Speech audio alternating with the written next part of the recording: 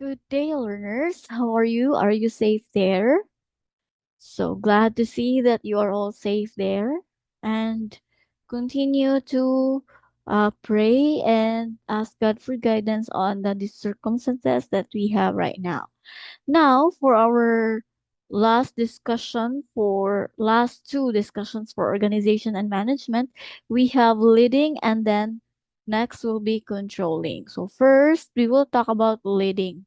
Okay, the fourth function of management. With our hashtag for this lesson or this session, we have effective leadership. So by the end of this lesson, you will be a hashtag, if you will show a hashtag effective leadership. Okay, so let's start.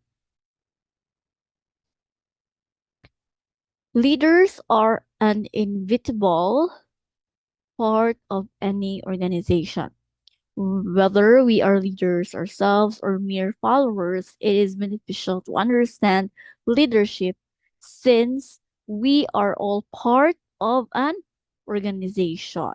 And not just that, mm, even though we are not in a certain organization, we need also to showcase a spirit of leadership within ourselves. Okay? So, just like for example, in the classroom setup, no, when there is an activity and not, it is not right that you will always choose that person because that is always be a leader. Okay, so you need also to give chance to others to experience what or how being a leader is because each one of us must possess or must have the leadership within ourselves. Okay, so here are our learning objectives. We have uh, to identify and differentiate the various leadership styles. We have the autocratic, democratic, laissez-faire, transformational, and transactional. We will also show appreciation for the role of leadership in promoting teamwork and motivation and apply appropriate leadership styles in group activities or stimulated organizational situations. Okay, so without further ado, let's start. So here we go. The concept of leading. So leading as a management function. What is leading? Leading is one of the five functions of management along with planning, organizing, staffing, and controlling. So after planning, after organizing, after staffing, you need someone to lead on. And after that, you need to control all those things. Okay? So let's start. So leading, when we hear that word, we will always think of having the skill of or the spirit of leadership and not just that, connect yun na ang directing. Sige mo siya panugo siyang leader. No. It is the leader who will give directions to the members for the benefit of everybody or for the success or for you to achieve your goal. Okay? So it is innate or it is connected. Kung leading na gani ang atong hisgutan, leadership and directing is combined with each other. So now, directing is referring to the process of this one. So this is one of the processes that a leader do, no? So instruct, guide, motivate members to perform the roles of that certain organization or that certain group. And it also involves other functions such as communication and supervision. Of course, being a leader also, you must know how to communicate. Dili pwede nga ako nalay saluan ni tanan, uy kay ako bitaw ang leader. No. So there is a need of communication skills as well as supervision skills. So you are assigned to lead, you are assigned to supervise to your members or followers. So we have the components of leading. So let's talk about the importance first of directing. So first, it clears the instructions for all organization. Second, it combines the individual efforts of all organization members, and it promotes balance to different aspects of organization. Okay? So that is the reason why there must be a leader, because imagine if that group doesn't have a leader. So you don't know where to go, you don't know what to achieve, you don't know what to do because no one stands there, guides there, instructs there, and directs there on what to do. Okay? So you cannot achieve something. So leadership, it is the art and the process of influencing other people to strive to fulfill the organizational goals. Okay? So you will be a leader, put it in your mind that you are also not just there to stand up because you have power, but you need also to influence other people. So kay imo influence man ta, it should be showing the good way of what you want to influence to other people. Okay? So again, people follow leaders not because of power and authority, but because they share the same values with the leader. Okay?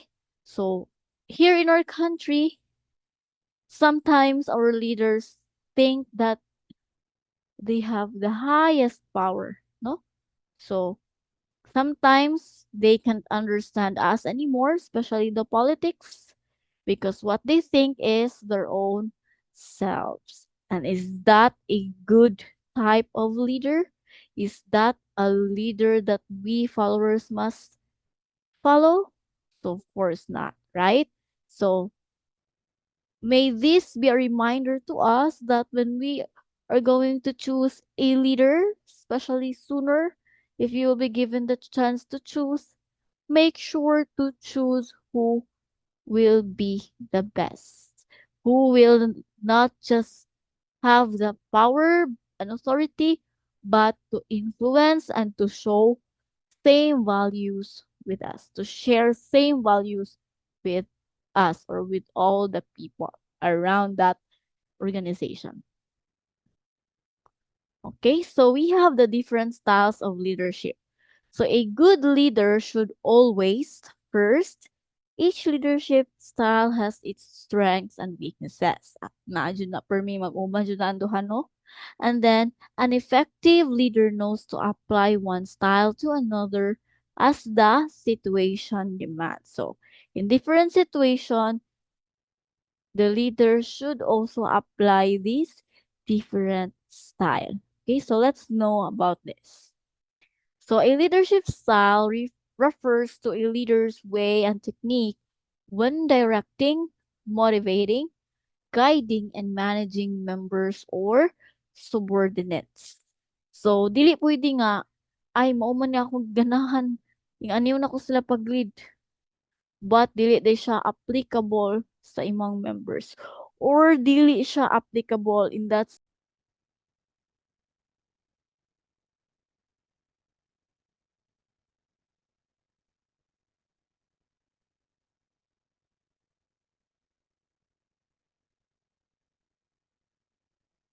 Okay, so let's continue. So, Kurt Lewin is the one who gives us, or the proponent of the theory of leadership. So according to him, that leadership styles can be classified according to leaders and followers or members roles in formulating a decision for the group of organization. So we have there, he identified three leadership styles. So we have the autocratic leadership, democratic leadership, and laissez-faire leadership. So let's have it individually. So here, first is the autocratic leadership style. So it refers to a leadership style where the leader is in complete control of everything. Okay? So let me put my okay. So we have the different characteristics of that. Leaders make almost of all the decisions. So members are not being heard. There is little or no input from the group members. Muna siya. Leaders dictate the methods and processes needed to perform the job, and followers is also need to follow. And then strict rules and regulations and low creativity and innovation and highly structured and very rigid working environment. Okay? So more on following the rules and regulations given by the leaders and more structured. So leaders are the one to dictate and followers will do the process. So we have the advantages of this is faster decision making, improves communication, improves productivity, and reduces employee stress. But the disadvantage is or are employee inputs are not prioritized kasi leader radyo dapat, no? And then impairs team morale. So muni ang times nga ay ang leader ra ang pirmi tagaan og credits. And then micromanagement lang siya. Okay, focus ra siya to only the leader and maybe some of the members siguro. Ano. Then we have it can be applicable to the following situation. So you will use autocratic leadership style if you have this situation. First, if there's a need for a quick and critical decision making. Second, during times of emergencies and contingencies. Then, Omoni, para ni Pambari 4, no, she is the one who dictated what to do for the benefit of the other people, especially those who were affected by the earthquake. Okay? And then organizational change and transition period and low motivation to work, lack of skills and capacity to perform, and groups with new and inexperienced employees. So, of course, kibom ka new and inexperienced imong mga employee, so you need also to supervise to them. Ikaw pirmi ang masunod, okay? They are adjusting pa. Okay? So, that is autocratic leadership style. So, here is an example. Mr. De La Cruz is the manager of a production team in manufacturing company. The company needs to meet a large order within a tight deadline. To ensure efficiency, Mr. De La Cruz makes all decisions by himself. From assigning tasks to setting working schedules, he gives clear, direct instructions and expects his team to follow without question. When a worker suggests a different way to speed up production, Mr. De La Cruz firmly says, just follow the plan I gave. We don't have time for changes right now. The team focus on doing exactly what they are told. They work quickly and meet the deadline, but some employees feel stressed and wish they had more say in the process. So, that is the sample of autocratic leadership style. Now, let's have the question from the situation or scenario. So we have there, what leadership style did Mr. De La Cruz demonstrate? So he is directing, he is dictating, so he is using the autocratic leadership style. Iya pa yung gi-emphasize dito when a worker is sana asking him, he only answers, just follow the plan I gave and we don't have time for changes right now. Okay? So he didn't listen to other people's opinion or ideas. Then, what are the advantages and disadvantages of this style in the situation? Advantages is they can finish all the work directly. Okay, only one idea raman ang follow and of course only one output ra. Okay? But the disadvantages is that employees might feel sad and maybe think that they are not needed in the team or they are not part of the team. Okay, they are not being heard. And how might this style affect employee motivation and morale in the long run?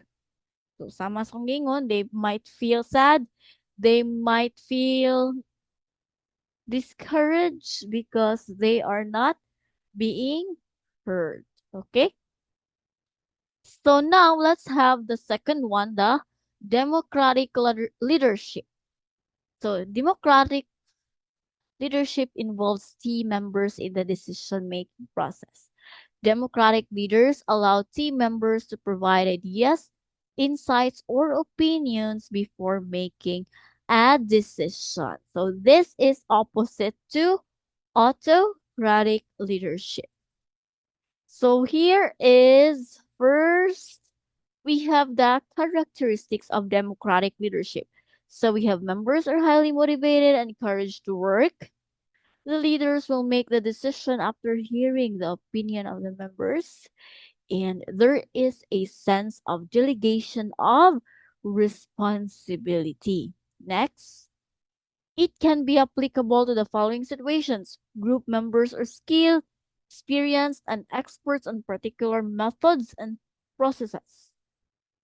Group members are eager to share their ideas and inputs. When there is a complex problem requiring creative and innovative solution. And then the advantages and disadvantages. First, we have teamwork and group dynamics, empowerment, creative solutions, and productivity and motivation for advantages. Of course, they are being heard man and the leader um checks on the members first on what to do. So by that, they show the proper teamwork or cooperation. No, they work as a team. But for the disadvantages of this, jealousy and internal conflict could be arising because may pa siya kay kana siya nga member kay ana and so on and so on. Okay?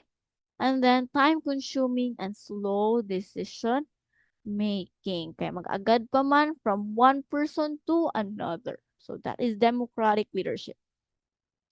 So we have here an example scenario.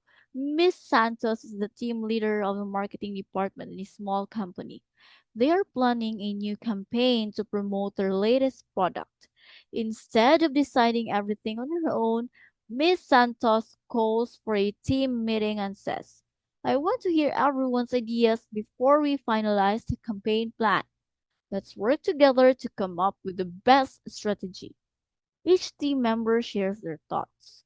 One suggests focusing on social media ads, another proposes community events, and a third recommends influencer partnerships. Ms. Santos listens carefully, encourages discussion, and considers everyone's input before making the final decision. And then she says, you all made great points. Let's combine these ideas, launch online ads while organizing small community promos. The team feels valued and motivated because their opinions are heard and considered. So for question number one, we have what leadership style did Miss Santos demonstrate? It's democratic leadership style. How did her approach affect team participation and morale? So the team, of course, cooperate because they are valued, no? They are motivated to do the task, to finish the task, to achieve the task because again, they are being heard and considered. And in what situation is the leadership style most effective? Mao ni dapat atong i-follow. We have group activities or even us, our politics, although we are, it's democratic ha. Although we are in a democratic country, but this time we can also feel that we are all having autocratic as well because we are not being heard. Okay? So, muna siya. Now we also have the third one, the laissez-faire leadership style. It involves the process of completely letting